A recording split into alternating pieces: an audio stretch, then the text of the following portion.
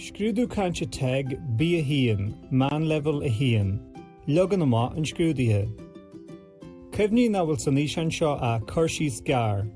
Tá bhád níos mó eolais le foiil ar thaobh heastas orpa na Gaeilge sin www.teg.ie.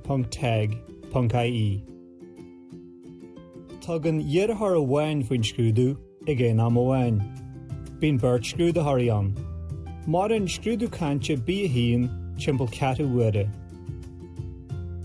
Tá trí chaid sa Scrúdú Cainte, a comhrá ginearálta, a rólghníomhaíocht agus a pictiúr.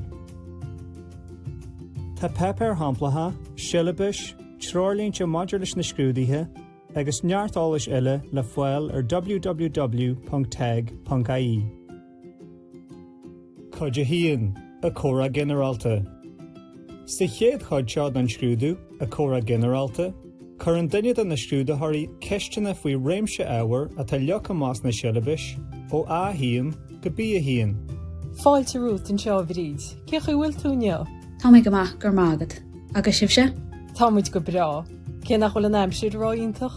Bhí an réimse tapaí a bléis a comhrá ginearálta, agus bíte ar súil go mbeadh dheartharí an tuairimí simplí an nachú maidir leis na habhairs na siallabais, chomh maith le chuirsí de thabhairt ar rudaí tharla dómh féin, planan na tacu, agus rudaí ginearálta den chéineáil sin.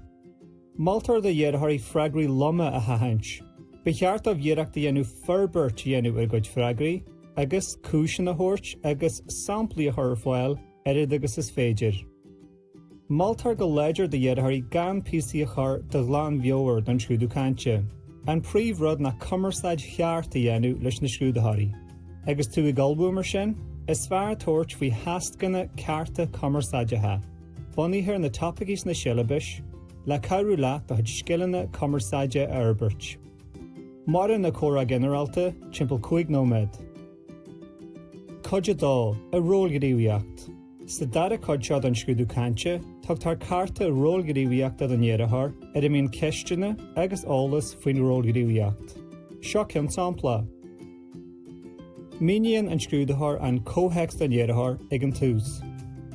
Béitú ag bogadh isteach I deach nó go luath le riont cáirde. Tá nótaíad faoin teach ar an gcárta an sin. Tá nóméadad le féchaint ar an gcárta ar dús, in sin chur mise ceisteanna ort faoin teach. Bhíonn an teolas céine sin le feiceáil ag bara charta. Tá sé táhaachta go dóthrú dheartharí airdir seo, inas go dteice siad cad ag tarlú, agus cén aimsir atá gceist.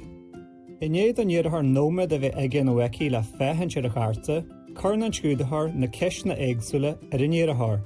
Bíonn ar an dhearthar freagraí a thabhairt bunaithe ar an eolas a teir a charta. Cé náit a bhfuil an teach site? I mruachmhaile beag garda gaillimh. Agus cé nuair a bhééis an teach ar fáil? Bheadh sé ar fáil ón 1.20 bhí bhean fór. Inéad an dhearthar ga ceiste ragairt, bíonn ar an dhearthar an sin ceisna chur ar an scrúdathar. Inis tá cárta eile agam san seo. Cárta faoi theach a mé mise ag bogadh isteachán. Chur thosa na ceisteanna céanna ormsa faoin teach sin inis le de hell. Bíonn ar an dhearthar na ceistena a bhainú ar na ceistena céanna a chur a scrúdathar roimhe sin. Bíonn 10 glas ar na facail sin ar thuaidh charta, agus is ga ceiste chur. Cefní go méid carta difriúil ag an scrúdathar, agus na bheici tusa na freagraí a bheith aige nó aici. Cén áit ó bhfuil an teach site? Tá sé I slígach, an aice leis an mhairige. Cén uair bheadh sé ar fáil? Bé sé ar fáil ón géad lá go bhí mhárta. Cuide trí a pictiúr. A gcuide trí a chuid dhearnacht an Scrúdú Cainte, tugtar pictiúr don dhearthar. Seo ceann samplach.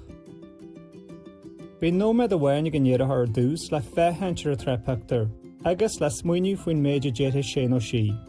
Nuair bhíonn an nóiméad sin thart, dhearann an scrúdathar ar an dhearthar tús a chur leis a chur síos. Ba chóir an dhearthar loirt faoi ga pictiúr sa tsraith, ceannar cheann. I pictiúr hain tá an teilech go léir sa chistean. Tá sé 4.8 ar maidin, tá beirt fáistí ann, déagarí is dóilm, tá siad ina sí ag an mórd lena máthair, agus tá an tathair ina cheasah ag an guntar, ag déanamh cup an té nó ag déanamh tósta. Tá an talín ag fécinint ar fón póca, agus tá an buchail ag ithe as bála, leite nó gránach bricfast a Beidir. Pictiúr dó an sin is cosúil go bhfuil an tathair agus an mach chun dul áit éigean sa char. Tá sé táhacht a gan inse bhain téadthar an scéal sa tsraith, chomh maith le chuirsí sa thuirt ar an méid tá le feiceáil sna pictiúr éonar. Ag a deireadh, beidir go gcuthú an scrúdaithe, roinnt ceist na breise ar an dhéadthar. Náid an dearmad gur bé siomh tag www.tag.ie an áit is fearr le hólas a eil faoin na scrúdaithe. Dúirt tú an chuideála an sin faoin na scrúdaithe, chomh maith leis na sileabais, cóirle, maltaí, ábhar samplach agus go leor eile.